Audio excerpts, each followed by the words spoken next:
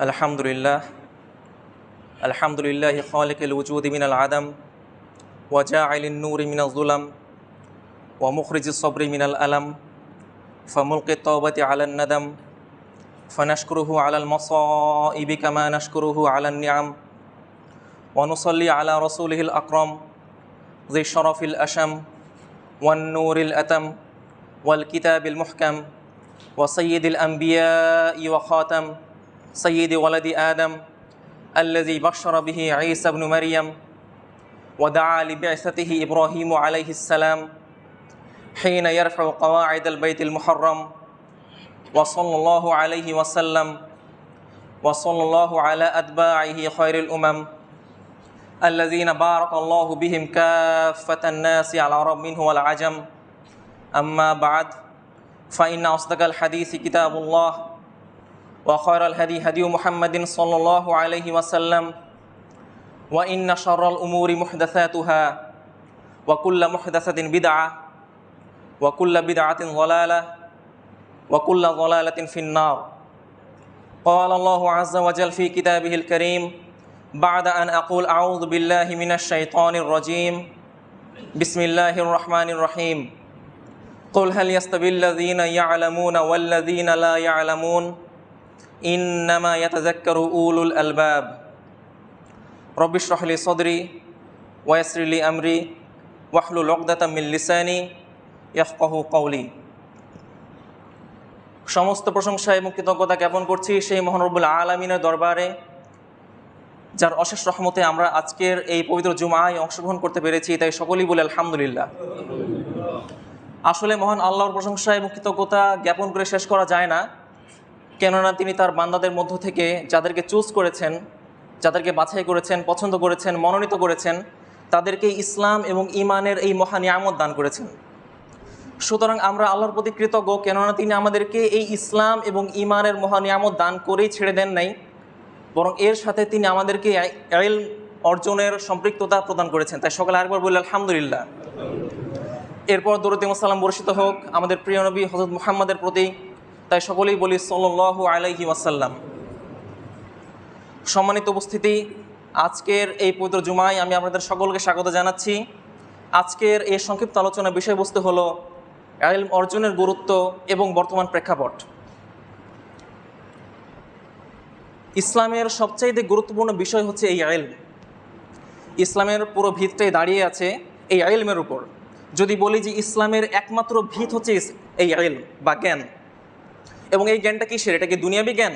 জি না, এটা হচ্ছে কুরআন এবং সুন্নাহ ভিত্তিক জ্ঞান, ওহির জ্ঞান, যে জ্ঞানটা আল্লাহ এবং তার রাসূল আমাদের মাঝে বিলিয়ে দিয়েছেন।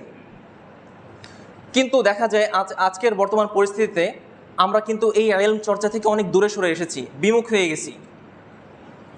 আমরা যদি এই জ্ঞানটাকে ধরে আমরা যদি একটু বিস্তারিত দেখি, তাহলে আমরা দেখতে পাই যে ইসলামের আরও কিছু ফান্ডামেন্টাল অর্থাৎ বেসিক অ্যাসপেক্টস রয়েছে, যেগুলো কিন্তু আমাদের জন্য জানা খুবই জরুরি। যেমন ইসলামের রুকন কয়টা? আমরা সবাই জানি 5টা, তাই না? শাহাদা, ইকামাতুস সালাহ, ইতাউজ যাকাত, সওম রমাদান ও হজ্জুল বাইত, 5টা। আবার যদি বলি ঈমানের কয়টা শাখা রয়েছে? 6টা, তাই না? আল্লাহর প্রতি ঈমান, তার ফেরেশতাদের প্রতি ঈমান, তার নবী রাসূলের প্রতি ঈমান, তার আসমানি কিতাবসমূহের প্রতি ঈমান, তার আখিরাত দিবসের প্রতি ঈমান এবং তাকদীরের ভালো মন্দের প্রতি ঈমান। কিন্তু আলাপটা এই জায়গাতে না। ইসলাম এই রুকুন আরকানগুলো দেওয়ার মাধ্যমে একটা সুন্দর তারবিয়াত আমাদের শিখিয়েছে, একটা সুন্দর হিকমা আমাদের প্রদান করেছে। সেটি কি? সেটা হচ্ছে আমাদের জীবনের যে কোনো পরিস্থিতিতে আমরা থাকি না কেন, আমরা সর্বদাই প্রায়োরিটি দিব ইসলামকে। আমরা আমাদের লাইফে যত পরিস্থিতির মধ্য দিয়েই যাই না কেন, আমরা কিন্তু সর্বদা সিদ্ধান্ত গ্রহণ করি। আমরা মানুষ, আমাদের একটা স্বাধীন মস্তিষ্ক আল্লাহ দিয়েছেন, এবং আমরা এই স্বাধীন মস্তিষ্কের মাধ্যমে বিভিন্ন সময় বিভিন্ন পরিস্থিতিতে বিভিন্ন কাজের মধ্যে আমরা ওই কাজগুলোই চুজ করি যে কাজগুলোকে আমরা প্রায়োরিটি দিই। তার মানে আমাদের প্রত্যেকটা কাজের সিদ্ধান্ত গ্রহণ করার পেছনে যে বিষয়টা কাজ করে সেটা হচ্ছে প্রায়োরিটি দেওয়া বা প্রাধান্য দেওয়া। আমরা সবসময় একটা লিস্ট তৈরি করি আমাদের মাথার মধ্যে, এবং আমরা সেই কাজগুলোই আমরা সবার উপরে রাখি যেগুলো আমাদের জন্য সবথেকে বেশি গুরুত্বপূর্ণ। তো ইসলাম আমাদেরকে কিন্তু একটা প্রায়োরিটি লিস্ট তৈরি করে দিয়েছে। আমরা কিন্তু চাইলেই নামাজের সময় হয়তো দোকান খাটে আড্ডা দিতে পারি না, হয়তো নামাজের সময় আমি ঘুমাতে পারি না, আমার নামাজটা আমার জন্য দায়িত্ব, এটা মহান আল্লাহ আমার জন্য ফরজ করেছেন। এই প্রায়োরিটি লিস্ট যদি আমি যতদিন আমার মধ্যে না আনতে পারবো, ততদিন পর্যন্ত কিন্তু আমি একজন প্রকৃত মুসলমান হিসেবে নিজেকে দাবি করতে পারবো না। এমত অবস্থায় আপনি যদি খেয়াল করেন যে আমরা যে মুমিন, অর্থাৎ মহান আল্লাহ আমাদের জন্য যে কাজগুলো তৈরি করে দিলেন, যে কাজগুলো তিনি আমাদেরকে বললেন করতে, আমরা যদি সেই কাজগুলো না জানি, না বুঝি, তাহলে কি আমরা প্রায়োরিটি লিস্ট তৈরি করতে পারবো না। এই জন্য এই কাজগুলো, এই আমলগুলো জানার জন্য আমাদের কি দরকার? ইলম দরকার, তাই না? সুতরাং সম্মানিত উপস্থিতি, আমরা যেই পরিস্থিতি থাকি না কেন, যেই জায়গাতেই থাকি না কেন, সর্বদাই আমাদের প্রায়োরিটি হবে ইসলাম। এবং ইসলাম যে বিষয়গুলো প্রায়োরিটি দিয়েছে সেই বিষয়গুলো আমাদেরকে জানাটা প্রত্যেক মুসলমানের জন্য আবশ্যক। সম্মানিত উপস্থিতি, মহান আল্লাহ সুবহানাহু ওয়া তাআলা আমাদেরকে কেন সৃষ্টি করেছেন আমরা সবাই জানি। ওমা খলাকতুল জিন ওয়াল ইনস ইল্লা লিয়াবুদুন, একমাত্র আমার ইবাদতের জন্যই সৃষ্টি করেছি। এখন সম্মানিত উপস্থিতির বিষয় খেয়াল করেন, তিনি যখন বললেন যে তিনি তার ইবাদতের জন্য আমাদেরকে সৃষ্টি করেছেন, তার মানে তিনি রব, আমরা তার বান্দা। এখন একটা বিষয় খেয়াল করেন তো, তিনি তার মধ্যে যে রবের ব্যাপারটা আছে, আমাদের মধ্যে কিন্তু আবদের ব্যাপারটা আছে। তিনি যখন রব, আমরা তখন তার আবদ। এজন্য তিনি বলছেন ওয়ামা খলাকতুল জিন ওয়াল ইনস ইল্লা লিয়াবুদুন, আমি জিন এবং মানব জাতিকে সৃষ্টি করলাম আমার ইবাদত করার জন্য। তার মানে প্রত্যেকটা মানুষের মধ্যে দাসত্ব করা একটা সহজাত প্রবৃত্তি মহান আল্লাহ দিয়ে দিয়েছেন। মানুষ কিন্তু সর্বদাই দাসত্ব করে, মানুষ সর্বদাই ইবাদত করে, মানুষ সর্বদাই উপাসনা করে, কিন্তু সেই উপাসনাটা আল্লাহ নাকি তার নিজের প্রবৃত্তি, এটা কিন্তু আমাদের বুঝতে হবে। আমরা সর্বদাই দাসত্ব করছি, কিন্তু কিসের? আমাদের নিজেদের আকাঙ্ক্ষার, আমাদের নিজেদের কামনা বাসনা, স্বার্থ, এইসবের, নাকি মহান আল্লাহর? এই উদ্দেশ্য আমাদের ভুলে গেলে চলবে না। মহান আল্লাহ বলছেন সূরা বাইয়িনাতে, ওয়ামা উমিরু ইল্লা লিয়াবুদুল্লাহা মুখলিসিনা লাহু দীনা হুনাফা, আর তাদেরকে আর কোনো কাজে নির্দেশই দেওয়া হয় নাই, বরং তাদেরকে এই কাজেরই নির্দেশ দেওয়া হয়েছে যে তারা একনিষ্ঠভাবে খালেস অন্তরে মহান আল্লাহর ইবাদত করবে। সুতরাং আমরা যে আমাদের জীবনটা পরিচালনা করছি, আমাদেরকে সবসময় নিজেদেরকে প্রশ্ন করতে হবে যে what is the purpose of my life, আমার জীবনের উদ্দেশ্যটা কি, আমি কেন এই দুনিয়াতে এসেছি, এই পারপাসটা আপনার মধ্যে অবশ্যই থাকতে হবে। আপনি খেয়াল করবেন, এই দুনিয়াতে যত শাস্ত্র রয়েছে, বিজ্ঞান হোক, দর্শন হোক, সাহিত্য হোক, যত কিছু সাহিত্য রয়েছে, যত কিছু বিষয়াদি রয়েছে, এই প্রত্যেকটা বিষয় দিয়ে ঘিরে রেখেছে এই দুনিয়াকে, এই প্রত্যেকটা বিষয়াদি এই দুনিয়ার মধ্যে আবদ্ধ। কিন্তু ধর্ম এমন একটা ব্যাপার যেটা শুধুমাত্র এই দুনিয়ার ব্যাপারেই বলে না, বরং বলে মৃত্যুর পরবর্তী জীবনের ব্যাপারে, যে ব্যাপারে মানুষ কখনোই কল্পনা করেনি। মানুষ কিন্তু অনেক কিছু কল্পনা করতে পারে, আমরা সবাই জানি, আমরা অনেক কিছু কল্পনা করতে পারি, কিন্তু মৃত্যুর পরবর্তী জীবনটা কেমন হবে এই ব্যাপারে কিন্তু আমাদের মধ্যে ন্যূনতম ধারণাও ছিল না ধর্ম আসার আগ পর্যন্ত।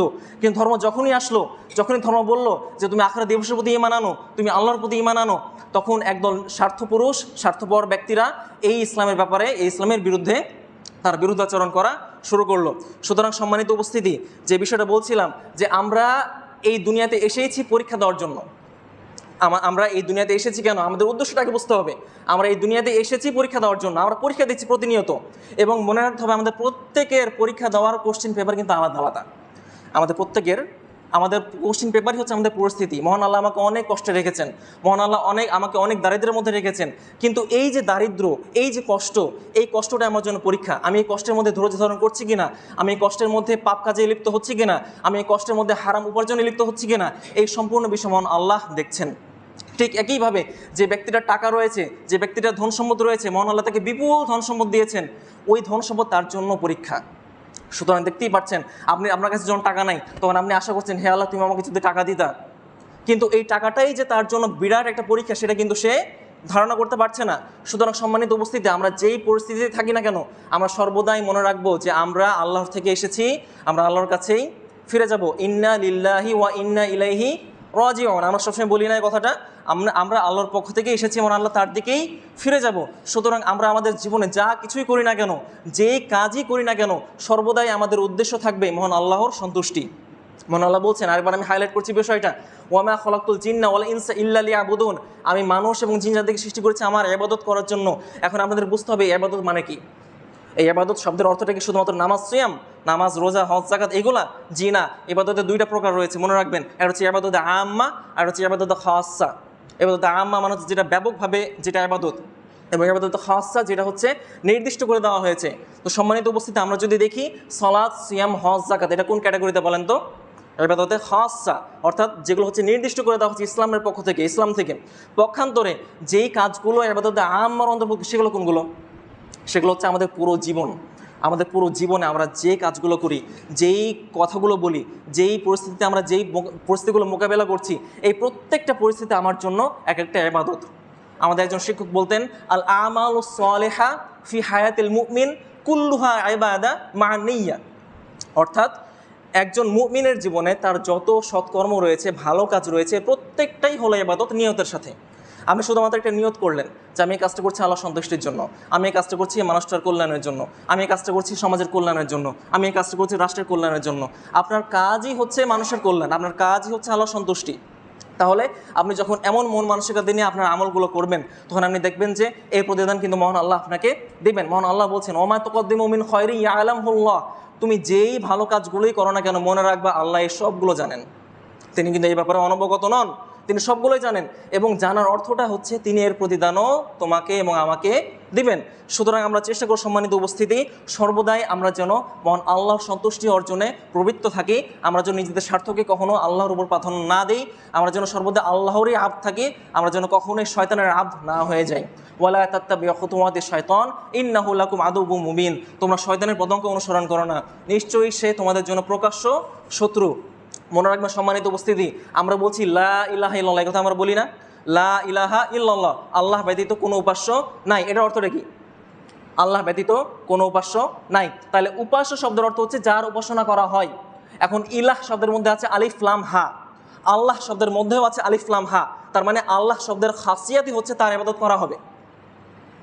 পক্ষান্তরে যখন আমরা বলছি যে লা ইলাহা ইল্লাল্লাহ, আল্লাহ ব্যতীত কোনো উপাস্য নাই, আমরা এটা মুখে বলছি, কিন্তু কর্মে কি এটা বাস্তবায়িত হচ্ছে? এটার ভ্যালুটা কোথায়? এটার ভ্যালু কি শুধু মুখেই? হাদিসে আছে যে ব্যক্তি লা ইলাহা ইল্লাল্লাহ পাঠ করলো সে জান্নাতে গেল, মানে পাঠ করে মারা গেল সে জান্নাতে গেল। তাহলে এই লা ইলাহা ইল্লাল্লাহ পাঠ করার অর্থটা কি শুধু পাঠ করা নাকি কর্মে বাস্তবায়ন করা? কর্মে বাস্তবায়ন করা। সুতরাং আমাদেরকে বুঝতে হবে লা ইলাহা ইল্লাল্লাহ শব্দটা খুব ভালোভাবে বুঝতে হবে। দেখেন মহান আল্লাহ বলছেন, বা আমরা ইসলাম থেকে পাই লা ইলাহা ইল্লাল্লাহ, এখন আল্লাহ ব্যতীত কোনো উপাস্য নাই। তার মানে যখন আমরা বলছি আল্লাহ ব্যতীত কোনো উপাস্য নাই, তখন আমরা এটাও বলছি যে আল্লাহর বিধান ব্যতীত কোনো বিধান নাই, আল্লাহর ফায়সালা ব্যতীত কোনো ফায়সালা নাই, আল্লাহর সিদ্ধান্ত ব্যতীত কোনো সিদ্ধান্ত নাই, আল্লাহর আদেশ ব্যতীত কোনো আদেশ নাই, আল্লাহর নিষেধ ব্যতীত কোনো নিষেধ নাই। তাহলে যখন আমি মুখে বলছি আল্লাহর বিধান ব্যতীত কোনো বিধান নাই, কিন্তু আমি দুনিয়া নিয়ে পড়ে আছি, আমার উদ্দেশ্যই হচ্ছে এই দুনিয়াবি জীবন। কেন আমার উদ্দেশ্যটা এমন দুনিয়াবি জীবন হলো? এর কারণ হচ্ছে পুঁজিবাদী সমাজ। আমরা যে সমাজে বসবাস করছি, আমরা যে সমাজে চলাফেরা করছি, এই সমাজে আমরা প্রতিনিয়ত দেখতে পাচ্ছি যে ব্যক্তিরা টাকা আছে সে ব্যক্তিরা সবই আছে। আমরা দুনিয়া দিকে যদি তাকাই, দুনিয়াতে যত লাক্সারিয়াস লাইফ তারা লিড করছে, যত অত্যাধুনিক জীবনযাপন তারা করছে, তারা সবাই বড় লোক, তাদের সবার অনেক টাকা পয়সা। সুতরাং আমরা যেন আমাদের সমাজে, এই সমাজে আমরা টাকাটাকে আমাদের প্রভু বানিয়ে ফেলেছি, আমাদের গড বানিয়ে ফেলেছি। বলা হয়ে থাকে in a capitalist system money is the god, অর্থাৎ পুঁজিবাদী সমাজে টাকাই হচ্ছে প্রভু, এই টাকাই আমাদের নিয়ন্ত্রণ করছে সর্বদা। এই জন্য আমরা এই পুঁজিবাদী সমাজের মধ্যে থেকে আমরা কিন্তু এই ইলম থেকে, এই জ্ঞান থেকে, ইসলামিক জ্ঞান থেকে আমরা সরে আসছি। আমরা সর্বদাই জ্ঞানকে পরিমাপ করছি টাকা দিয়ে। যে জ্ঞান যত ভারী টাকা ওজন করছে সেই জ্ঞানের পিছনে আমরা ছুটছি মেডিকেলের পিছনে, ইঞ্জিনিয়ারিং পিছনে। এগুলো লাগবে আমাদের, এগুলো যে আমি একদমই নাকচ করে দিচ্ছি তা না, কিন্তু আমাদের সর্বদাই মনে রাখতে হবে আমাদের নৈতিকতা যেখানে, সেখানে কিন্তু আমাদের আঘাত দিলে চলবে না। আমরা যখন ডাক্তার হই, ইঞ্জিনিয়ার হই, ঠিক আছে, এটা দেশের কল্যাণ করে, কিন্তু যখন তাদের মধ্যে নৈতিকতা থাকে না, যখন তাদের মধ্যে সততা থাকে না, আমানতদারিতা থাকে না, ন্যায় পরায়ণতা থাকে না, তখন তারা দেশের সম্পদ লুট করে খাচ্ছে। যারা দেশের বড় বড় পর্যায়ে যাচ্ছে, বিসিএস ক্যাডার, তারপর আরও বড় বড় যারা অফিসার, তাদের মধ্যে সমস্যা একটাই, তারা এই দেশটা কেন আগাচ্ছে না? এই দেশটা আগাচ্ছে না কারণ এদের মধ্যে ধর্মীয় জ্ঞানটা নাই। এরা অনেক বিদ্যাধারী, বিদ্যা এবং জ্ঞান দুই জিনিস মনে রাখবেন। বিদ্যা যেটা ইঞ্জিনিয়ারিং, মেডিকেল, এগুলো সব বিদ্যা। আপনি বিদ্যা নিয়ে আপনি অনেক কিছু করতে পারবেন জীবনে, অনেক টাকা পয়সা পাবেন, কিন্তু যেটা জ্ঞান, এই জ্ঞান কিন্তু আপনাকে টাকা এনে দিবে না ঠিক, কিন্তু আপনার জীবনটাকে অনেক বেশি সমৃদ্ধশালী করবে, আপনার পাশাপাশি আপনার আশেপাশে সকল মানুষের সমৃদ্ধশালী করবে। সুতরাং সম্মানিত উপস্থিতি, যে বিষয়টা বলছি, কখনোই টাকার পিছনে ছোড়া যাবে না। আমাদের উদ্দেশ্যই থাকবে আমরা আল্লাহর জন্য এসেছি, আমরা আল্লাহর দিকে ফিরে যাব। তাই আমাদের এই জীবনে যা কিছু আছে, যা কিছু আমরা করছি না কেন, আমাদের কখনো নৈতিকতা থেকে দূরে সরা যাবে না। এই সমাজে আমরা দেখতে পাই, ঢাকা শহরের দিকে যদি আমরা যাই, আমরা দেখতে পাই যে সেখানে যারা হায়ার ক্লাস সোসাইটিতে বিলং করে, তাদের সন্তান সন্ততিকে তারা কিন্তু বিদেশে পাঠাতে চায়। বিদেশ বলতে ইউরোপ কান্ট্রিগুলোতে বা আমেরিকা কান্ট্রিগুলোতে তারা পাঠাতে চায়। কেন? কারণ তারা তাদের ছেলেগুলোকে ইউরোপিয়ান বানাবে, তাই তারা তাদের ছেলেকে সো কল্ড তথাকথিত আধুনিক বানাবে। তাই তারা দেখছে যে যেই দেশগুলোতে আমাদের ছেলেমেয়েরা যাচ্ছে, তারা খুব ভালো টাকা পয়সা ইনকাম করছে, তারা খুব ভালো জীবনযাপন করছে, এবং তারাও দেখা যাচ্ছে যে ইসলামের জ্ঞানটাকে তারা খুবই ডিমোটিভেট করছে, তারা উপেক্ষা করছে। তারা মনে করে যে যারা ইসলামিক জ্ঞান অর্জন করে তারা তো হুজুরগিরি করে বেড়ায়, মাহফিল করে বেড়ায়, এদের ভ্যালু সেই মাহফিল পর্যন্তই। কিন্তু যদি আমরা আমাদের ছেলে মেয়েদেরকে ইউরোপিয়ান শিক্ষায় শিক্ষিত করতে পারি, দীক্ষিত করতে পারি, তাহলে আমাদের ছেলেরা অনেক বড় মানুষ হবে, অনেক বড় ব্যক্তিতে পরিণত হবে। কিন্তু ফলশ্রুতিতে কী দেখা যায়, তাদের মধ্যে জ্ঞান আছে ঠিক, তাদের মধ্যে বিদ্যা আছে ঠিক, কিন্তু ইসলামের ওই জ্ঞানটা না থাকার জন্য তাদের মধ্যে আমানদারিতার অভাব দেখা যাচ্ছে, তাদের মধ্যে সততার অভাব দেখা যাচ্ছে, তাদের মধ্যে সেই সততার অভাব দেখা যাচ্ছে। সুতরাং সম্মানিত উপস্থিতি, আপনি যেই জ্ঞানই অর্জন করেন না কেন, আপনার জন্য নৈতিকতা লাগবেই। মনে রাখবেন, আমাদের ব্রেনে কিন্তু 3টা অপশন আছে, একটা হচ্ছে ইড, আরেকটা ইগো, আরেকটা সুপার ইগো। তো যেটা সুপার ইগো বলে সেটা হচ্ছে আমাদের নৈতিক সাইড। আমরা কিন্তু সবসময় আমাদের নৈতিকতার মাধ্যমে ঘিরে আসি। এই নৈতিকতা আমাদের প্রদান করে একমাত্র ধর্ম। আমাদের যেটা ইড, এই ইড হচ্ছে আমাদের মনোপ্রবৃত্তি। এটা হচ্ছে একটা ল্যাটিন ল্যাঙ্গুয়েজ। ইড মানে হচ্ছে আমাদের মনোপ্রবৃত্তি। এই মনোপ্রবৃত্তির প্রবলে যখন আমরা আক্রান্ত হই, তখন এই সুপার ইগো আমাদের বাঁচিয়ে টেনে তোলে। এবং যেটা হচ্ছে ইগো, এই ইগো হচ্ছে আমি নিজে, অর্থাৎ আমাকে একদিকে যেমন আমার ধর্ম টানছে, আর এদিকে আমাকে টানছে আমার বাস্তবতা। সুতরাং আমরা প্রত্যেকে মানুষ, আমরা সবসময় আটকায় আছি বাস্তবতা এবং ধর্মের মধ্যে। কোনটা আমার কাছে বেশি সত্য? দেখেন, লা ইলাহা ইল্লাল্লাহ, আল্লাহ ব্যতীত কোনো উপাস্য নাই, একটু আগে বললাম। তার মানে আল্লাহর বিধান ব্যতীত কোনো বিধান নাই। কিন্তু আমি যদি বলি আল্লাহর বিধান ব্যতীত যতগুলো বিধান আছে সেগুলো মিথ্যা, ব্যাপারটা কিন্তু একই।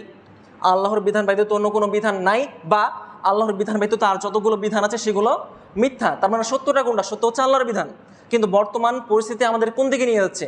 বর্তমান পরিস্থিতির আলোকে আমরা যদি বিচার করি, আমাদের মূলত এই আল্লাহ ব্যতীত যে বিধানগুলো আছে সেগুলো আমাদের কাছে সত্য, আর আল্লাহর বিধান আমাদের কাছে হয়ে গেছে মিথ্যা। বর্তমান পরিস্থিতি আমাদেরকে এই দিকে নিয়ে গেছে। যখন আল্লাহ বলছে আমাদেরকে যে তুমি দান করো, তুমি সাদকা দাও, তুমি দান খয়রাত করো, তাহলে তোমার সম্পদ বৃদ্ধি পাবে। মহান আল্লাহ এটা আমাদের বললেন। এখন ধরেন আপনার কাছে 1000 টাকা আছে, আপনি 200 টাকা দান করলেন। এখন মহান আল্লাহ তো বললেন যে দান করলে সম্পদ বৃদ্ধি পায়। এবার আপনার সম্পদ বৃদ্ধি পেলো নাকি কমলো? উত্তর কিন্তু আপনি দিতে পারবেন না, আপনি দুই দিকে ফাঁসবেন। আপনি যদি বলেন বাড়লো, কীভাবে বাড়লো? যদি বলেন কমলো, তাহলে কি আল্লাহ মিথ্যা কথা বলছেন? তাহলে এইখানে হচ্ছে ঈমান। ঈমান মানেই হচ্ছে অদৃশ্য। সূরা বাকারা শুরুই হয়েছে আযালিকাল কিতাবুল লা রাইবা ফীহি হুদাল লিল মুত্তাকিন আল্লাযীনা ইউমিনুনা বিল গায়ব। এই কিতাব যার মধ্যে কোনো সন্দেহই নাই, এবং এই কিতাব তাদের জন্যই পথপ্রদর্শক, তাদেরকেই পথ দেখাবে যারা অদৃশ্যে বিশ্বাস করে, যারা অদৃশ্যে বিশ্বাস করে। সুতরাং আমি যদি এখন লজিক্যালি চিন্তা করি, আমি যখন বৈজ্ঞানিকভাবে চিন্তা করি, তাহলে তো আমি নাস্তিক হয়ে যাব। তাহলে আমি যতদিন বৈজ্ঞানিকভাবে চিন্তা করবো, আমি যতদিন আমার পরিস্থিতির মোকাবেলায় চিন্তা করবো, যতদিন আমি যে বাস্তবতায় বসবাস করছি, যে বাস্তবতায় আমি বসবাস করছি, যে বাস্তবতা আমাকে যে জিনিসটা দেখাচ্ছে, আমার বাস্তবতা আমাকে কী দেখাচ্ছে? টাকাই সব। আমার বাস্তবতা আমাকে দেখাচ্ছে তুমি চুরি করো, ডাকাতি করো, তুমি যা ইচ্ছা তাই করো, তুমি ভালো থাকলেই সব ভালো, মানুষ জাহান্নামে যাক, তুমি ভালো থাকলেই ভালো। তাহলে কি এটা ওই কোরআনের আয়াতের সাথে কি সামঞ্জস্যশীল হচ্ছে, নাকি বিপরীতে চলে যাচ্ছে? তাহলে এই ব্যাপারগুলো যদি আমরা না উপলব্ধি করতে পারি, তাহলে কিন্তু লা ইলাহা ইল্লাল্লাহর কোনো সার্থকতা আমাদের মধ্যে বেঁচে থাকবে না। ইসলামের শুরুই হয় আনতাশহাদ আল্লাহ ইলাহা ইল্লাল্লাহ, তুমি সাক্ষ্য দাও যে আল্লাহ ব্যতীত কোনো উপাস্য নাই। সাক্ষ্য দেওয়া মানে কি? সাক্ষ্য দেওয়া মানে এইটা না যে আমি মুখে বললাম, মুখে বললেই হয় না, এটা কর্মে বাস্তবায়ন করতে হয়। আমরা সবাই জানি, আমরা যখন সবাই মারা যাব, তখন আমাদেরকে 3টা প্রশ্ন করা হয়, তাই না? তোমার রবকে, তোমার ধর্ম কি, এবং এই ব্যক্তিটাকে। একটা ছবি দেখানো হবে, বলা হয় এই ব্যক্তিটাকে। তো 3টা খুবই সহজ উত্তর, একটা হচ্ছে আল্লাহ, ইসলাম এবং মুহাম্মদ। তাহলে ইসলাম কিন্তু প্রশ্ন ফাঁস করে দিয়েছে, ইসলাম কিন্তু প্রশ্ন ফাঁস করে দিয়েছে আমাদের সামনে। এখন আমরা প্রশ্ন ফাঁসলে একটু খুশি হয় যে হ্যাঁ ভালো রেজাল্ট করা যাবে, কিন্তু আসল কাহিনীটা কোথায়? আমরা যতই মুখস্থ করে যাই না কেন কবরে, আমরা কিন্তু সেখানে গিয়ে ভুলে যাব। এটার উদ্দেশ্য হচ্ছে এইটা না যে তুমি ইসলাম সম্পর্কে জানো, এই প্রশ্নগুলো সম্পর্কে জানো, বরং এটার উদ্দেশ্য এইটাই যে এই প্রশ্নগুলোর উত্তর একজন মুমিন ব্যতীত আর কেউ দিতে পারবে না। তার মানে আমরা দেখতেই পাচ্ছি আমাদের চোখের সামনে প্রশ্নগুলো আমাদের সামনে ভাসছে, কিন্তু আমি তখন হয়তো আমার কবরে গিয়ে আমি প্রশ্নগুলো উত্তর দিতে পারছি না। কেন? কারণ আমি আমার দুনিয়াতে, আমার দুনিয়ার স্বার্থের মতো আমি আবদ্ধ ছিলাম। আমি আল্লাহকে ভুলে গেছি, আমি আল্লাহর বিধানকে ভুলে গেছি। আমি আল্লাহর বিধানকে মুখে বলছি আল্লাহর বিধান ব্যতীত আর কোনো বিধান নাই, কিন্তু এই দুনিয়ার বিধানই আমার বিধান। আজকে আমরা দেখতে পাই বিজ্ঞান চর্চা হচ্ছে, তাই না? ধর্মের বিপরীতে শুরুতে এসেছে দর্শন। দর্শনটা এসেছে শুধুমাত্র ধর্মকে নাকচ করার জন্য, ধর্মকে মিথ্যা প্রমাণিত করার জন্য, এবং বর্তমানে বিজ্ঞান এসে এটাকে একটু বাড়িয়ে তুলেছে। আমরা দেখতে পাই ইউরোপ কান্ট্রিগুলোতে, আমেরিকান কান্ট্রিগুলোতে তারা বিজ্ঞানের দিক থেকে কত বেশি উন্নত, কত বেশি তারা উন্নত। এরা আমরা দেখছি, আমরা এটা দেখে শুধুমাত্র অবাক হই যে বাহ, প্রযুক্তি তো আসলেই বাস্তব কিছু। মানে এই প্রযুক্তি যত আমরা কাছ থেকে দেখছি, তত আমরা সেটাকে বাস্তবিক মনে করছি। মনে রাখবেন, মানুষের একটা সহজাত বৈশিষ্ট্য হচ্ছে যে যেটা সে কাছ থেকে দেখে সেটা তার কাছে বাস্তবিক মনে হয়। একটা কথা আছে, সিইং ইজ বিলিভিং, দেখা মাত্রই বাস্তবতা, দেখা মাত্রই বিশ্বাস। আমরা যেটা দেখছি সেটাই কিন্তু আমরা বিশ্বাস করে নিচ্ছি। অথচ মহান আল্লাহ বলছেন সুম্মুন বুকমুন অমিয়ুন, এরা বধির, এরা বোবা, এরা অন্ধ। ফাহুম লা ইয়ারজিউন ফাহুম লা ইয়াকিলুন, এরা কখনোই ফিরে আসবে না, এরা কখনোই অনুধাবন করবে না। মহান আল্লাহ এটা সূরা বাকারায় বললেন, তাহলে এটা কি তিনি শুধুমাত্র বনী ইসরায়েলের ব্যাপারে বললেন? আমরা যদি আমাদের বর্তমান পরিস্থিতির দিকে তাকাই, আমরা দেখতে পাই যে এটা মূলত মহান আল্লাহ আমাদের ব্যাপারেই বলেছেন। সুতরাং সম্মানিত উপস্থিতি, মহান আল্লাহ আমাদেরকে যেটা বলতে চাইছেন সেটা আমরা শুনছি না, যেটা আমাদেরকে দেখাতে চাইছেন সেটা আমরা দেখছি না, যেটা আমাদেরকে বলতে বলছেন আমরা সেটা বলছি না, আমরা অন্যায়ের প্রতিবাদ করছি না, আমরা অন্যায় জুলুমের প্রতিবাদ করছি না, আমরা চুপ করে থাকছি। তাহলে এমন অবস্থায় আমরা যদি মারা যাই, মহান আল্লাহর সামনে আমরা কী জবাব দিব? নিজেদেরকে সবসময় আমরা প্রশ্ন করবো যে আমরা কোন উদ্দেশ্যে এসে, আমরা কখনো আমাদের উদ্দেশ্য ভুলে যাব না। এই পুঁজিবাদী সমাজে আমরা কখনো আমাদের উদ্দেশ্য ভুলে যাব না। মনে রাখবেন, এই যে প্রযুক্তির কথা বললাম আমি একটু আগে, আমরা বর্তমানে বিনোদন জগতে মেতে আছি। প্রত্যেকটা জেনারেশন, সেটা হোক আমাদের যারা ছোট আছে বা আমাদের জেনারেশন যারা আছি বা আমাদের থেকে যারা একটু বুজুর্গ টাইপের যারা আছি, আমরা সবাই বিনোদন জগতে ব্যস্ত। হয়তো ক্যাটাগরি ভেদে বিভিন্ন, আমরা অনেকে ফেসবুক চালাচ্ছি, মেসেঞ্জার চালাচ্ছি, টিকটক দেখছি, ইউটিউব চালাচ্ছি, খেলাধুলা, ফুটবল, ক্রিকেট, আরও কত কি, সিনেমার তো আছে, সিনেমা, ওয়েব সিরিজ, নাটক, আরও কত কিছু। তাহলে আপনারা খেয়াল করবেন, এটা আপনাদের বুঝতে হবে, আমেরিকায় যে সিনেমাগুলো রচিত হয়, এরা এই সিনেমাগুলোর পিছনে কোটি কোটি হাজার হাজার টাকা খরচ করে। কেন বলেন তো? তাদের সিনেমাগুলোকে সবচাইতে উন্নত এবং অনন্য করে গড়ে তোলার জন্য, যাতে মানুষ তাদের সিনেমা বেশি বেশি দেখে। আর যত মানুষ তাদের জিনিস দেখবে, মানুষ যত তাদের জিনিস ইউজ করবে, তত মানুষ তাদের প্রতি মুখাপেক্ষী হবে, তত মানুষ তাদের প্রতি মুখাপেক্ষী হবে, তত মানুষ তাদের প্রতি দাসত্ব করা শুরু করবে। আমেরিকানদের কাজই হচ্ছে প্রযুক্তির উন্নয়ন ঘটানো। কেন?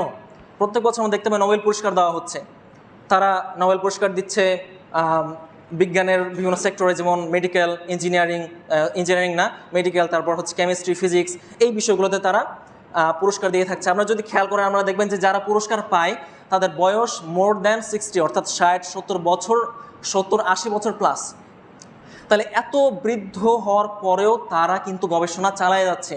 তাদের পিছনে সরকার হাজার হাজার বিলিয়ন ডলার খরচ করছে, যাতে তারা প্রযুক্তির আবিষ্কার করতে থাকে। যত বেশি প্রযুক্তি বাড়বে, তত তারা শক্তিশালী হবে, তত তারা পুরো বিশ্বের ওপর প্রভাব বিস্তার করতে পারবে। সুতরাং আপনি আমি আজ কোক বয়কট করছি, তারপর ইসরায়েলি প্রোডাক্ট বয়কট করছি, বয়কট করার কোনো লাভ নাই। আপনি আমি অলরেডি দাসত্বই করছি তাদের। দিন শেষে আমরা কিন্তু তাদের দাসত্বই করে বেড়াচ্ছি, তাদের আমরা প্রোডাক্ট ইউজ করছি, তাদের আমরা নিজেদেরকে ইউরোপিয়ান হিসেবে দাবি করছি। আমরা একটু শার্ট প্যান্ট পরতে পছন্দ করি, আমরা একটু ইংলিশে কথা বলতে পছন্দ করি। কেন? কারণ এটা হচ্ছে ইউরোপীয় না, অর্থাৎ আমরা যত বেশি এগুলো ইউজ করব তত বেশি আমরা ইউরোপিয়ান হব। অথচ মহান আল্লাহ বলছেন যে ব্যক্তি যেই জাতির অনুসরণ করলো, কিয়ামতের দিন তাদেরকে সেই জাতির সাথে পুনরুত্থিত করা হবে। কিন্তু আমরা এই কথাগুলো ভুলে যাই। আমরা বর্তমান পরিস্থিতির মোহে পড়ে আমরা বর্তমানে যেটা চোখে দেখছি সেটাই আমরা বাস্তবিক ধরে নিয়ে আমরা কিন্তু এই বিষয়গুলো মধ্যে আবদ্ধ থেকে যাচ্ছি, সেটা আমরা বুঝতে পারছি না। যখন প্রযুক্তিগত দিক থেকে এই আমেরিকা এবং এই কি বলে এটা ইউরোপ যখন অগ্রসর হচ্ছে, তখন মধ্যপ্রাচ্যের এই মুসলিম কান্ট্রিগুলোর উচিত ছিল এতে বিরুদ্ধে একটা প্রতিবাদ তৈরি করা। কিন্তু তারা করছে উল্টা। দেখা যাচ্ছে যে তারা এখন বৈজ্ঞানিক এই বিনোদন সেক্টরে যে পরিমাণে খরচ করছে, এটা না বললেই না। কাতার 2022 সালে বিশ্বকাপ আয়োজন করলো না, আমরা সবাই জানি। কাতার একটা মুসলিম দেশ। এটা হচ্ছে পৃথিবীতে সবচাইতে ধনী দেশগুলোর একটা, মুসলিম কান্ট্রির দিক থেকে। বর্তমানে সৌদি আরবে তারা এখন কনসার্টের আয়োজন করছে, তারা এখন বিভিন্ন নাইট ক্লাবের আয়োজন করছে, তারা এখন বিভিন্ন খেলাধুলার আয়োজন করছে। আপনারা জানেন যে সেখানে বড় বড় ফুটবলাররা সেখানে খেলাধুলা করছে। তাদের পিছনে তারা কত হাজার হাজার টাকা খরচ করছে, এটা আপনাদের ধারণার বাইরে। তারা কেন এই কাজগুলো করছে? যাতে তাদের দেশটাকে তারা ইউরোপিয়ান বানাতে পারে, যাতে তারা তাদের দেশটাকে ইউরোপ বানাতে পারে। তারা যত বেশি এই বিষয়গুলো তাদের দেশে চালু করবে, যত বেশি প্রসার ঘটাবে, তত বেশি তাদের দেশে ইউরোপিয়ানরা আসতে স্বাচ্ছন্দ্য বোধ করবে, আগ্রহী হবে।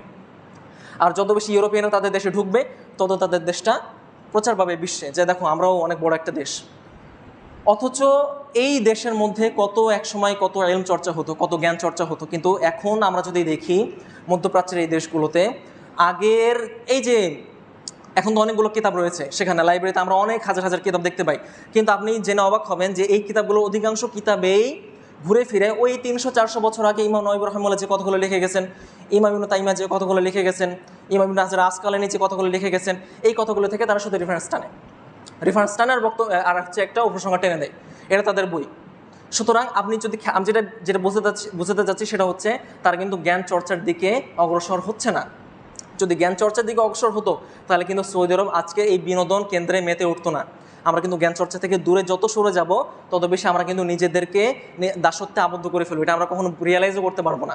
কারণ আমি একটু আগে বললাম যে মানুষ মাত্রই দাস, মানুষ মাত্রই দাস। আপনি যখন ইসলাম থেকে দূরে সরে যাবেন তখন আপনি অটোমেটিক্যালি শয়তানের দাসত্ব করা শুরু করবেন। এটাই সিস্টেম, এটাই নিয়ম। একটা কথা আছে, আপনি যখন দাস তখন আপনার সামনে আল্লাহ আছেন, কিন্তু যখন আপনি আল্লাহ থেকে দূরে সরে যান তখন ওই আল্লাহর জায়গাতে শয়তান এসে হাজির হয়ে যায়। তখন আপনি নিজের অজান্তে আল্লাহর ইবাদত করতে করতে শয়তানের ইবাদত করা শুরু করেন, আপনি নিজেও জানেন না সেটা। আপনি নিজেও রিয়েলাইজ করতে পারেন না যে আপনি কোন পরিস্থিতির মধ্যে আছেন, আপনি কী করছেন। আপনি যে ফেসবুক চালাচ্ছেন, আপনি সময় নষ্ট করছেন ঘন্টা পর ঘন্টা, আপনার কি রিয়েলাইজেশন আছে যে আপনি সময় নষ্ট করছেন? অন্তত এতটুকু আমাদের মধ্যে লজ্জা থাকা দরকার যে আমি যে ফেসবুক চালাচ্ছি আমার সময় নষ্ট হচ্ছে। আমি ফেসবুক চালাই, ঠিক আছে, আমি ফেসবুক চালাচ্ছি, আমি ইউটিউব চালাচ্ছি, আমি খেলাধুলা দেখছি, কিন্তু এতটুকু আমার মাথায় বিবেকে থাকা দরকার যে আমি এই যে কাজগুলো করছি এগুলো আমার জন্য ফালতু একটা কাজ। এই কাজগুলো কোনো দিন শেষে কোনো ভ্যালিউ নাই। কিন্তু দেখা যাচ্ছে দিনের শেষে আমরা এগুলোর পিছনে মেতে আছি, ফেসবুক, ইউটিউব, টিকটক, এইগুলো করতে করতে আমাদের জীবন শেষ। আমরা আমাদের মোক্ষম উদ্দেশ্য, যে উদ্দেশ্যে মহান আল্লাহ আমাদেরকে এই দুনিয়াতে পাঠালেন, যে উদ্দেশ্য নিয়ে এই দুনিয়া থেকে এই দুনিয়া ছেড়ে আমাদের চলে যেতে হবে, এই উদ্দেশ্য আমরা ভুলে গেছি। ইয়াউমা ইয়াফিরুল মারউ মিন আখিহি ওয়া উম্মিহি ওয়া আবিহি ওয়া সাহিবাতিহি ওয়া বানিহি, যেদিন প্রত্যেকটা মানুষ দৌড়াবে। আপনি হয়তো চিন্তাও করতে পারবেন না, প্রত্যেকটা মানুষ দৌড়াবে। ধরেন যে আপনি একটা ময়দানে আছেন, আপনি দৌড়াচ্ছেন, আপনার স্ত্রীকে দেখে আপনি দৌড়াচ্ছেন, আপনার পিতামাতাকে দেখে আপনি দৌড়াচ্ছেন। কেন আপনি দৌড়াচ্ছেন? কেন? কারণ আমার হিসাব গ্রহণ করা হবে তাই। ওই দিন প্রত্যেকটা বান্দার প্রত্যেকটা মুহূর্তের প্রত্যেকটা সেকেন্ডের হিসাব গ্রহণ করা হবে, যে তুমি কি করেছো, তোমাকে আমি এই সক্ষমতা দিয়েছি, তুমি কি করেছো। সে উত্তর দিতে পারবে না। ওই দিন প্রত্যেকটা বান্দা আফসোস করবে, প্রত্যেকটা বান্দা আফসোস করবে, ইয়া লাইতানি কুনতু তুরাবা। কাফেররা বলবে ইয়া লাইতানি কুনতু তুরাবা, হে আমার দুর্ভোগ, আমি যদি মাটি হয়ে যেতাম, আমার যদি কোনো হিসাব না আনা হতো। মনে রাখবেন, আজকে আমরা চোখে যে প্রযুক্তি দেখছি, যে প্রযুক্তির আমরা বড়াই করছি, যে প্রযুক্তিকে আমরা আমাদের জীবনের মোক্ষম একটা উদ্দেশ্য হিসেবে গ্রহণ করছি, যে প্রযুক্তির পিছনে আমরা দিনরাত ছুটছি, যে প্রযুক্তির পিছনে আমরা ছুটে আমরা টাকা উপার্জনের চেষ্টা করছি, মনে রাখবেন যারা এই প্রযুক্তিগুলো বানাচ্ছে তারা আজকে শক্তিশালী হলেও কাল কিয়ামতের দিন তারাই হবে সব থেকে বড় দুর্ভাগা, হতভাগ্য হবে এরা। সুতরাং আপনিও কি তাদের কাতারে যেতে চান? জীবনটা কিন্তু খুবই সহজ, জীবন কিন্তু খুব কঠিন কিছু না। আমাদের শুধুমাত্র আল্লাহ পরীক্ষা নিচ্ছেন, এটা মাথায় রাখবেন। মহান আল্লাহ আমাদের শুধু পরীক্ষা নিচ্ছেন। তিনি আমাদেরকে এমন পরিস্থিতিতে ফেলছেন যে আমাদের হয়তো মনে হচ্ছে যে আমি এই কাজটা করি, কিন্তু মহান আল্লাহ বলছেন না, তুমি এই কাজটা করবা না। তুমি এই কাজটা যদি না করো তোমার জন্য প্রতিদান রয়েছে। আমি একটু আগে বললাম যে আমাদের এই জীবনটা নৈর্ব্যক্তিক প্রশ্নের মতো, আমাদের এই জীবনটা নৈর্ব্যক্তিক প্রশ্নের মতো। আমরা কিন্তু সবসময় পরীক্ষা দিচ্ছি, আমাদের সামনে মাল্টিপল অপশন আছে। নৈর্ব্যক্তিক প্রশ্নে আমরা কী করি? 4টা অপশন থাকে বা 3টা অপশন থাকে, আমরা একটা অপশন চুজ করি যে এটা আমার সঠিক উত্তর। তো একজন মুসলমান হিসাবে আমি কিন্তু সবসময় চুজ করছি কোন উত্তরটা চুজ করবো, যে উত্তরটা মহান আল্লাহর নাকি শয়তানের? মহান আল্লাহর, তাই না? সুতরাং আমাদের চেষ্টা করতে হবে যে আমরা যখন স্বাধীন, আমাদের উদ্দেশ্য রয়েছে একটা, এই উদ্দেশ্যকে আমরা কখনো ভুলবো না। আমরা এই লাইফে যতই টাকা পয়সা ইনকাম করি না কেন, যতই আমরা যাই করি না কেন, আমাদের এই পুরো জীবনটা ইবাদত, এটা আমরা ভুলবো না। আমাদের পুরো জীবনটাই ইবাদত। আপনি একটা মানুষের সাথে হেসে খেলে কথা বলছেন, আপনি জিজ্ঞেস করলেন যে ভাই কেমন আছেন, আপনি হাসলেন, এই হাসিটা আমার জন্য সাদাকা। হাদিসে আছে যে ব্যক্তি আরেক ব্যক্তির দিকে তাকিয়ে হেসে কথা বলে, ভালো কথা বলে, সুন্দর কথা বলে, এই কথাগুলো তার জন্য সাদাকা। আর সাদাকা একটা ইবাদত না? সুতরাং আমরা কিন্তু এই আমলগুলো থেকে বিচ্ছিন্ন হয়ে যায়। কেন হয়ে যায় আমি বলি। আমরা যে টিকটক দেখি, এই টিকটক বা সোশ্যাল মিডিয়া দেখার একটা হিকমত হচ্ছে আমরা কেন এই ডিভাইসগুলোতে এত বেশি আসক্ত। আপনারা খেয়াল করে আমরা যখন ভিডিও দেখি, এই টিকটক ভিডিওগুলো কিন্তু খুবই শর্ট হয়, খুবই অল্প সময়ের জন্য হয়। যখন আমরা একটা ভিডিও দেখছি, এই ভিডিওটা আমার ভালো লাগছে না, আমি সরাই ফেললাম। আরেকটা ভিডিও দেখছি, ওটা একটু ভালো লাগছে না, সরাই ফেললাম। তার মানে আমরা প্রতিনিয়ত খুবই দ্রুত আমরা ফলাফল চাই, খুবই দ্রুত আমরা ফলাফল এক্সপেক্ট করি, আমার এখনই লাগবে। আমরা আল্লাহর কাছে দোয়া করি না, আমাকে এখনই দাও, কিন্তু যদি না দেয় আল্লাহ, আমরা হতাশ হয়ে যাই। অথচ দোয়া কবুলের তিনটা স্তর রয়েছে, আমরা সবাই জানি। এক, হয় আমি যদি আল্লাহর কাছে চাই, আল্লাহ আমাকে তৎক্ষণাৎ দিবেন। 2, যদি আমি আল্লাহর কাছে চাই, তিনি যতদিন ইচ্ছা তিনি দেরি করবেন, তারপরে দিবেন। 3, তিনি কোনোটাই দিবেন না, তিনি এই দুনিয়াতে আমাকে কিছুই দিবেন না, কিন্তু আখিরাতে এর বিনিময় হিসেবে আমার জন্য কোনো একটা নিয়ামত তিনি রেখে দিবেন। সুতরাং আমরা কিন্তু এই ব্যাপারগুলো রিয়েলাইজ করতে পারি না। কেন? কারণ দেখতে পাচ্ছি না, পুরোটাই গায়েবী। ইমানে যে 6টা বিষয় রয়েছে, আল্লাহ, ফেরেশতা, নবী, রাসূল, কিতাব, কোরআন বাদে যতগুলো কিতাব রয়েছে, আখিরাত, তাকদীর, এগুলো আমি দেখতে পাচ্ছি। তাহলে এত কিছু যে আমরা দেখতেই পাচ্ছি না, তাহলে দেখতে না পেয়ে আমরা কীভাবে বিশ্বাস করব? আমার জন্য কঠিন, তাই না? এখন আপনি চিন্তা করেন, যদি আল্লাহ দেখান যে এই যে আমি আছি, দেখো আমাকে দেখো, আমি আল্লাহ, যদি আমরা দেখতে পেতাম আমাদের নবী রাসূলদেরকে, যদি আমরা দেখতে পেতাম আমাদের কিয়ামত দিবসকে, তাহলে আমরা সবাই মুসলমান হয়ে যেতাম। কেউই কিন্তু আল্লাহর ইবাদত থেকে বিরত থাকতাম না। কিন্তু মহান আল্লাহর পরীক্ষাটা ঠিক এই জায়গাতেই, যে তিনি নিজেকে দেখাচ্ছেন না, তিনি শুধু একটু টাচ দিচ্ছেন যে আমি আছি। শুধু তিনি বলছেন, তিনি কোরআনের মধ্যে বলছেন, কিন্তু তিনি নিজেকে দেখাচ্ছেন না। এখন যারা প্রকৃত মুমিন তারা কিন্তু আল্লাহকে ঠিকই চিনে নেবে, এবং প্রকৃত মুমিনের বৈশিষ্ট্য হচ্ছে তারা সুদূর প্রসারী, তাদের দৃষ্টিকোণ সুদূর দৃষ্টিকোণ থেকে তারা মহান আল্লাহকে চিনতে পারে। তারা কখনোই দেখে না আচ্ছা আমি এই কাজটা করছি, আমরা এই কাজটা করতে ভালো লাগছে তাই করছি, আমরা দোকানে আড্ডা দিচ্ছি, আমরা খেলাধুলা করছি, আমরা খেলাধুলা দেখছি, এখন IPL খেলা চলছে না T20 খেলা চলছে, আমরা এই খেলাধুলা নিয়ে মেতে আছি। কেন? কারণ এই খেলাধুলা দেখলে আমি তৎক্ষণাৎ একটা মজা পাচ্ছি, আমরা তৎক্ষণাৎ একটা আনন্দ পাচ্ছি, আমরা এই আনন্দ পেতে পছন্দ করি, আমরা সর্বদাই এই আনন্দ পেতে পছন্দ করছি। যার ফলে দেখা যাচ্ছে যত ইউরোপ আমেরিকান কান্ট্রিগুলো রয়েছে, এই ইউরোপ আমেরিকান কান্ট্রিগুলো কিন্তু এই বিনোদন জগৎটাকে আরও বাড়িয়ে তুলছে। কেন?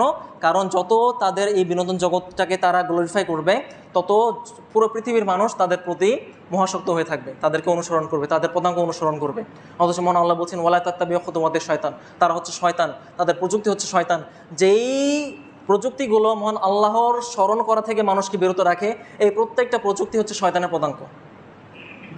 সুতরাং পরিশেষে আমি এতটুকু বলতে চাই যে আমরা এই দুনিয়াতে এসেছি মহান আল্লাহর জন্য, আমরা ফিরে যাব মহান আল্লাহর কাছে। আমাদের পুরো জীবনটাই হচ্ছে ইবাদত। আমরা সর্বদাই প্রত্যেকটা মুহূর্তে আমরা চেষ্টা করব, আমরা যখন রাস্তাঘাটে যাই, কীভাবে আমি বলি, আমরা যখন রাস্তাঘাটে যাই, আমরা যখন অটোতে চড়ি বা রিক্সাতে চড়ি, আমরা দেখতে পাই যে একটা অটোওয়ালাকে খুবই অশ্রাব্য ভাষায় গালিগালাজ করছে। আমি বসে আছি, আমি শুনছি কথাটা, যে সে একটা গালি দিল, অশ্রাব্য ভাষায় গালি দিল। এখন এমন অবস্থায় আমি কি চুপ করে থাকবো? আমরা চুপ করে থাকি, বলছে বলো, ওই তো মূর্খ, ওই তো বলবেই, আমরা ধরেই নিই যে ওর জন্য বলাটা জায়েজ। কিন্তু মানুষকে গালি দেওয়া যে কত বড় পাপ, এটা কিন্তু আমরা এখনো রিয়েলাইজই করতে পারি না। আমরা তাকে বোঝাতে পারি যে ভাই আপনি যে এই গালিটা দিলেন, এই গালিটা দিলে কিন্তু আপনি নিজেরই ক্ষতি করলেন, আপনার মুখ খারাপ হলো। আপনি যে একজন মুসলমান হিসেবে যে একজন মুসলমানকে গালি দেওয়া কি আপনার জন্য যায়? আপনি যদি তাকে বুঝিয়ে বলেন তাহলে কিন্তু সে বুঝবে। সে হয়তো পরবর্তীতে আরেকবার গালি দেওয়ার সময় তার মধ্যে একবার হলেও খটকা লাগবে যে আচ্ছা আমি তো এই গালিটা দিয়ে ঠিক করছি না। সুতরাং আমরা আমাদের জীবনের যেই পরিস্থিতিতেই থাকি না কেন, আমরা কখনো এই সূরাটা ভুলবো না, ওয়াল আসর ইন্নাল ইনসানা লাফি খুসর ইল্লাল্লাযিনা আমানু ওয়া আমিলুস সলিহাত ওয়া তাওয়াসাউ বিল হক ওয়া তাওয়াসাউ বিস সবর।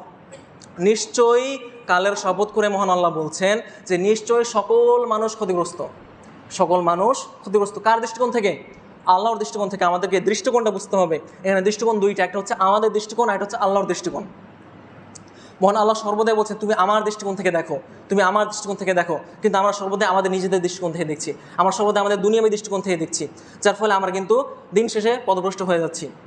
সুতরাং সম্মানিত উপস্থিতি, আমরা যেন আমাদের এই পুরো জীবনটা একজন প্রকৃত মুমিন হিসেবে, একজন প্রকৃত মুসলমান হিসেবে যেন পরিচালনা করতে পারি, এই দোয়া আমরা মহান আল্লাহর কাছে করি।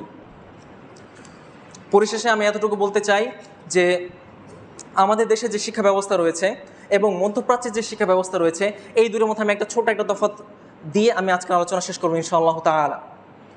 আমাদের এই সমাজে যেই মক্তব মসজিদগুলো রয়েছে, আমরা দেখতে পাই যে এই মক্তব মসজিদগুলোতে যতটুকু ইসলামের খেদমত হচ্ছে তার থেকে বেশি বেদাত এবং শিরক ঢুকে আছে।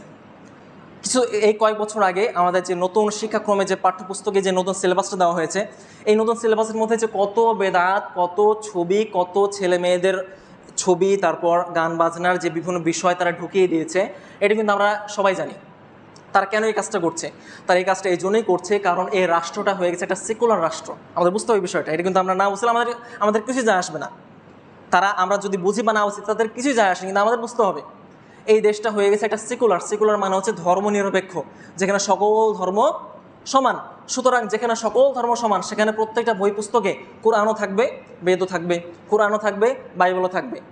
অর্থাৎ এখানে শিরকও ঢুকবে, তাওহীদও ঢুকবে, মানে তাওহীদ এবং শিরক মিলে মিক্স হয়ে এমন একটা পরিবেশ তৈরি হবে যে আমরা যে আদৌ মুসলমান নাকি আদৌ হিন্দু নাকি আদৌ কি, আমরা নিজেরাই ভুলে যাব। আমরা সর্বদা পরিচয়হীনতায় ভুগবো। সুতরাং আপনি বা আমরা কিন্তু চাইলে এই শিক্ষা ব্যবস্থা চেঞ্জ করতে পারবো না, পরিবর্তন করতে পারবো না, কিন্তু এতটুকু আমাদের দায়িত্ব যতটুকু রয়েছে সেটি হলো আমরা নিজেরা জেনে আমরা জানাবো। প্রত্যেকটা পরিস্থিতিতে আমরা মনে করি যে যারা কোরআন হাদিসের কথা বলে, যারা হচ্ছে সভা মাহফিল করে বা জুমার খুতবা দেয়, এদেরই হয়তো এটা কাজ না। আমরা প্রত্যেক স্তরের মানুষ, আমাদের জন্য দায়িত্ব রয়েছে। বাল্লিগু আনি ওয়ালাউ আয়া, একটা আয়াতও যদি জানো তাও ছড়াই দাও, তাও পৌঁছাই দাও। আমরা ভালো কথা বলবো মানুষকে, আমরা মানুষকে ভালো কথাটা শেখাবো, ভালোভাবে চলার কথা বলবো। সবসময় আমাদের মধ্যে একটা পজিটিভিটি নিয়ে আসা দরকার, একটা ইতিবাচকতা নিয়ে আসা দরকার। আমরা কখনো হতাশ হব না। মধ্যপ্রাচ্যে যদি আমরা দেখি যে সেখানে যে পরিবেশটা রয়েছে, তারা কিন্তু সর্বদা 5 ওয়াক্ত সালাত আদায় করে। তারা যেই পরিস্থিতিতে থাকুক না কেন, আল্লাহর রহমতে আমার মদিনা বিশ্ববিদ্যালয়ে বড় সুযোগ হয়েছে, সেখানে যাওয়ার সুবাদে আমরা কিন্তু সেখানে দেখতে পাই তারা কিন্তু 5 ওয়াক্ত সালাত জামাতের সাথে আদায় করছে। তারা কিন্তু তাদের পুরো জীবনটা তারা সকাল থেকেই নিয়ে সন্ধ্যা পর্যন্ত তারা ইলম চর্চায় ব্যস্ত, তারা জ্ঞান চর্চা করছে। সেখানে মসজিদে নববীতে প্রত্যেক দিন আসরের নামাজ থেকে নিয়ে এসা পর্যন্ত হালাকা হয়, ইসলামী হালাকা, যেখানে বড় বড় শায়খরা আসেন এবং সেখানে তারা দর্শ দেন। আমরা অবাক হই যে সেখানে যেই ছাত্রগুলো তারা থাকেন তাদের বয়স কোনো ঠিক নাই। তারা সেই 12-14 বছর থেকে শুরু করে একদম 30, 35, 40, 45, এমনকি দাড়ি পেকে গেছে, চুল পেকে গেছে, তারাও শিখছে। অথচ তাদের একাগ্রতা, তাদের মনোযোগ যদি আপনি দেখেন, আপনি অবাক হবেন যে আমরা কোথায় আর ওরা কোথায়। আমাদের দেশে একটা ধারণা হয়ে গেছে এরকম যে আমরা শীর্ষ শ্রেণী থেকে শুরু করে অনার্স মাস্টার্স পর্যন্ত পড়াশোনা করলেই শেষ। অথচ ওই দেশে গিয়ে জানতে পারলাম যে ওই দেশে পড়াশোনাই শুরু হয় অনার্স শেষ করে। ওই দেশে পড়াশোনার স্তরটাই শুরু হয় অনার্স শেষ করে। তাহলে অনার্স পর্যন্ত আমরা কী পড়লাম? অনার্স পর্যন্ত আমরা পড়ি বিদ্যা, আমরা জ্ঞান অর্জন করি, আমরা ইংরেজি শিখি। আমরা ইংরেজি কেন শিখি? আরবি কেন শিখি? যাতে আমরা পড়তে পারি। তো এই পড়তে পারাটা শুরু হয় কখন? যখন আমরা অনার্স লেভেলটা পার করি তখন থেকে। অথচ এই দেশে আমাদের মন মানসিকতা এমনভাবে তৈরি হয়ে গেছে যে আমরা পড়াশোনা শেষ করি, অনার্স কোনো রকম পাশ করি, এবার একটা চাকরির জন্য আমরা দৌড়াদৌড়ি করে বেড়াই। এর হচ্ছে বর্তমান দেশের পরিস্থিতি। সুতরাং আমরা যেই পরিস্থিতি থাকি না কেন, আমরা সর্বদাই চেষ্টা করবো জ্ঞান অর্জন করার, যেভাবে হোক। এখন অনলাইনের যুগ, এখন জ্ঞান অর্জনের কোনো অভাব নাই, সুযোগের অভাব নাই। এখন যে কোনো পরিস্থিতিতে আমরা কিন্তু জ্ঞান অর্জন করতে পারি। সুতরাং আমরা চেষ্টা করব যে আমাদের এই ক্ষুদ্র জীবনটাকে কাজে লাগানো, আমাদের সময়টা কাজে লাগানো। কেন প্রত্যেকটা সময়ের মূল্য কিন্তু আমাদেরকে মহান আল্লাহর কাছে দিতে হবে। পরিশেষে আমি আপনাদের সকলের জন্য দোয়া করি, মহান আল্লাহর জন্য আমাদের সকলকে তার খাস বান্দা হিসেবে কবুল করুন। আমাদের মধ্যে যারা অসুস্থ রয়েছেন তাদেরকে মহান আল্লাহর জন্য শিফায়ে কামেলা দান করুন। আমাদের মধ্যে যারা কবরে শায়িত রয়েছেন, আমাদের মা বোনেরা, মহান আল্লাহর জন্য তাদের কবরে আযাবকে শানিত করুন বা কমিয়ে দিন। এবং আমরা যারা পরবর্তীতে তার দ্বারে যখন আমরা পুনরুত্থিত হব, তখন তিনি যেন আমাদেরকে প্রকৃত মুসলমান হিসেবে পুনরুত্থিত করার তৌফিক দান করেন। আল্লাহুম্মা আমিন। আকুলু কাওলি হাযা আস্তাগফিরুল্লাহ লি ওয়া লাকুম ওয়া লিসাইরিল মুসলিমিন।